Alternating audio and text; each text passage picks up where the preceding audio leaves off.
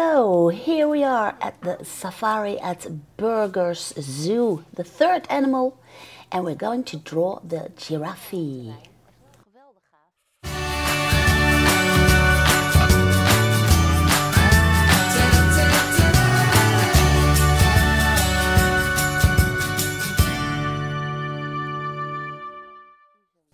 When you're here at the zoo and you can see how huge this area is, then you actually can see how the giraffes are behaving and the way they are moving.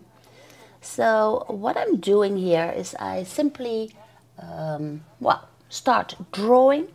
I'm just using a charcoal pencil and the army newsprint paper. And I will just soak them into my brain. They are just amazing animals. And what comes to my mind first is, of course, those long necks, but they also have huge long legs. And look at the head. They are majestic animals, and when they start galloping around, it just seems like they are floating just above the ground. That's how gracious they are. And I'm having quite a big distance here, but when I watch the feet of the giraffe, they remind me of the legs of horses, and the hooves look a little bit like horses. And they're feeding themselves. They are eating hay from, the hay is dangling from high trees, of course. So, here you see those legs. And I've drawn a lot of horses in my time. So this is, that catches the eye actually as I see those giraffes moving around. They are quite amazing animals. And, I wonder what this will bring me. I will bring it back to the atelier at home and I'll simply work them out further. But just look at them. They are so magnificent. It's a bright and sunny day, so I want to draw that too. I'm going to use the pastel pencils, of course, so let's head to the atelier. Just draw along with me and, we will see what it brings us. Hi everybody and welcome back in the atelier. And we're going to draw this amazing giraffe. I've made some notations for myself, and what I really noticed when I was watching the giraffes are those stretched necks and the way that they are eating and using that enormous long neck. And I thought it would be nice to draw in a giraffe which is in the foreground, and then a second one in the background, like this one here, the reference picture. And then together they should make an amazing, interesting composition together. So that's what I'm going to try. And so here is the front giraffe, and this one is eating its way through the branches, picking up the little leaves, and I'm watching carefully how the neck is bent. And what I also noticed is that they have those short mane on the neck. They are very tiny, not like a horse. Horses can have very long mane, but the giraffe have short mane. And I've also applied a layer of complete charcoal, because this one is, even though it's all the way up in front, it's totally in the shadow, because this giraffe is underneath a tree. Now, what I also noticed is that on the cheeks, The markings of the giraffe are smaller. So I'm watching carefully how those markings are placed upon the face. And I'm not exactly copying each and every spot, each and every little marking, but I do want to take notice of how big they are. So on that long neck, the markings are bigger than on the face itself. So I'm just sketching that with the charcoal pencil. And well, I'm trying to copy them as good as I can so that the giraffe, well, it's remarkable that those spots are there. And they are very significant for recognizing the giraffe. So I really want to put all those spots in as good as I can. And well, it's fun to see how the markings are placed on the neck and also on the complete body. We will draw a second giraffe, of course. So well, it's a nice study. I've placed an extra little shadow on the throat side of the giraffe. And well, these will be the branches, and also those branches are covered in the shadow. And I want to place in the front giraffe first, because once that is in place, I know where to draw in the second giraffe. Now what I also, and that's so amazing, they have a great space for the giraffes and the rhinos too, and the zebras. They have this huge stretched area with plains of sand, and there are tree trunks and all those trees around. And the trees make some kind of a skyline there. And I really want to have that skyline in my drawing, because well, I love that area where they keep the wild animals here. And in the old days they had a safari. You could drive with your car through that. It's not anymore, but it's huge. And now that I have that skyline in, I can decide where to place that second giraffe. And within this drawing, that second giraffe is of my main interest. The second giraffe will be placed totally in the sun. And as you can see, the length of the legs is about the same as the length of that enormous neck. And the legs look a little bit like the legs of a horse, I think, but they are more stretched. And what I also like about this reference picture, thank you Burgersoe for sending the reference pictures to me, that is the shadow that is on the side of the head, and it is also the shadow part on its right leg and the right hind leg.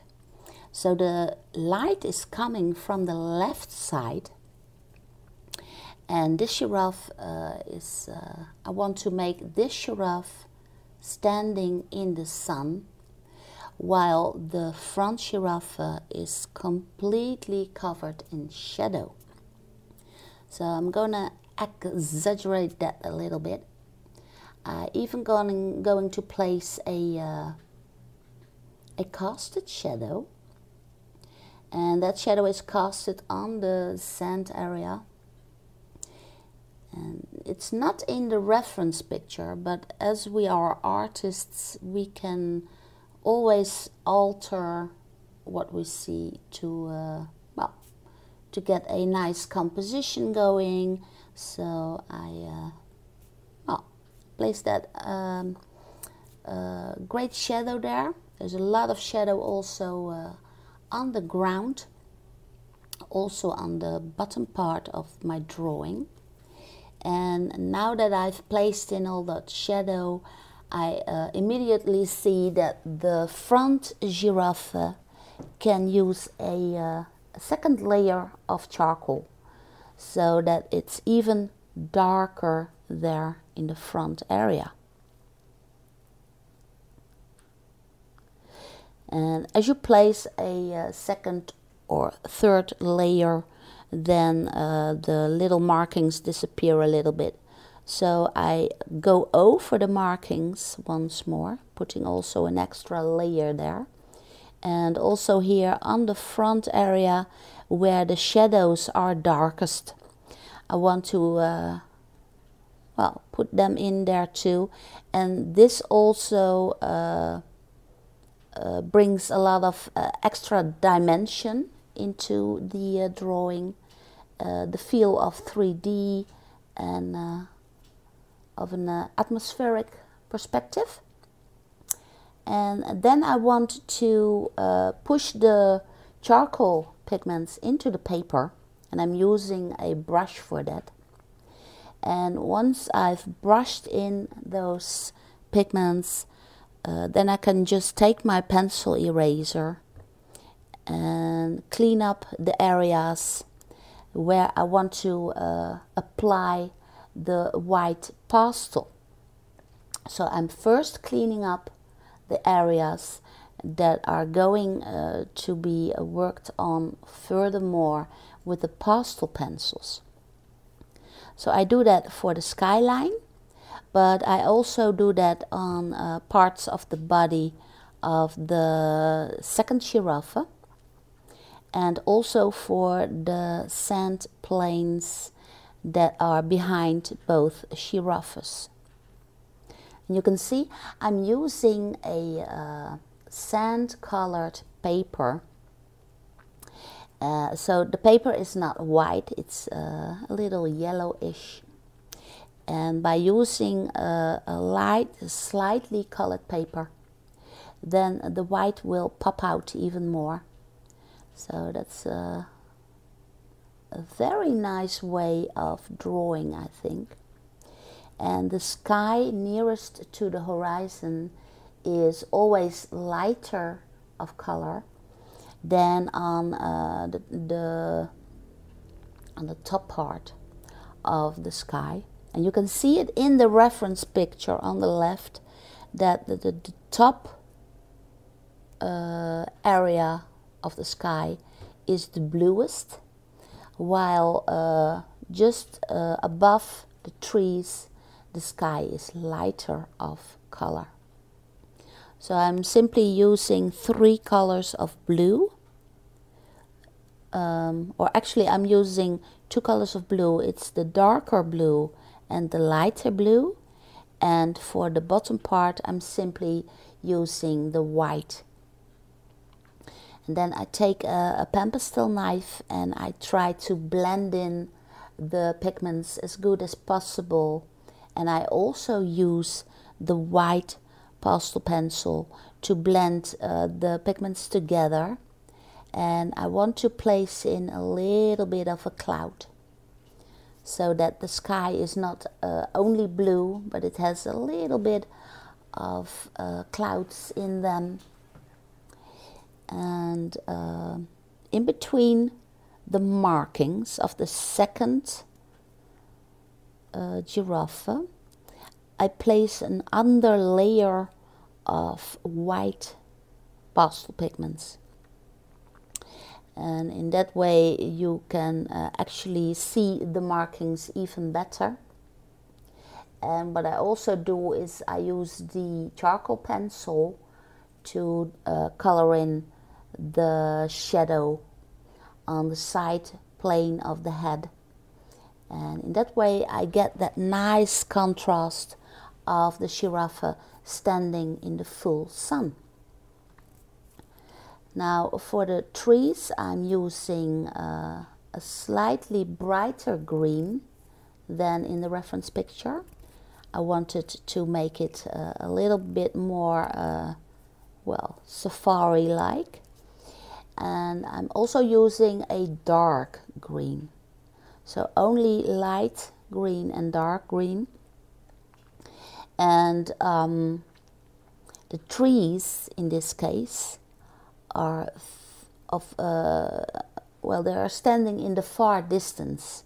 So I do not want to put in any details in the trees themselves. I'm just placing in a little bit of green pigments, and then I simply push them into the paper, and I want to keep them as blurry as possible. So that's what I do for the trees, nothing more, nothing less. And then it's time to put in a little bit of color into the second giraffe. And the second giraffe is the one that is of importance in this drawing.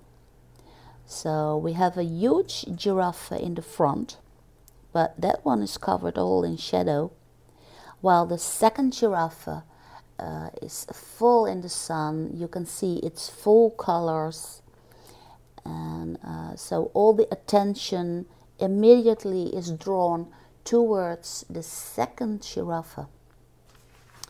So not only did I want to make this study of the giraffes, but I also wanted to, well, invent a very interesting drawing, make it a little bit more mysterious and fun to watch for the viewer. Well, now that the sky is in its place, I can apply little branches over the blue. And of course the tree too is covered in shadow, so I want to make that dark and well, not too much detail again.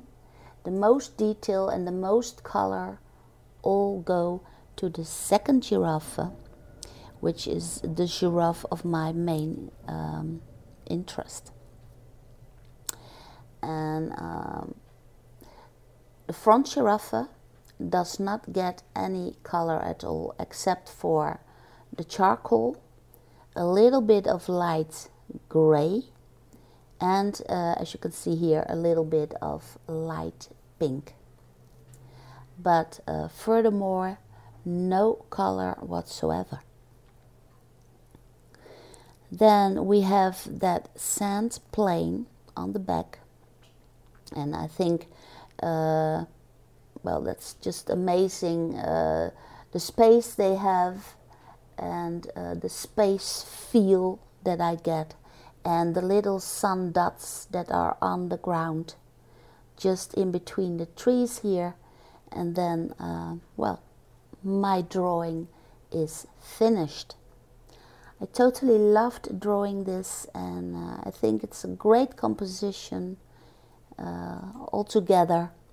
And this is what I got out of my day at the zoo.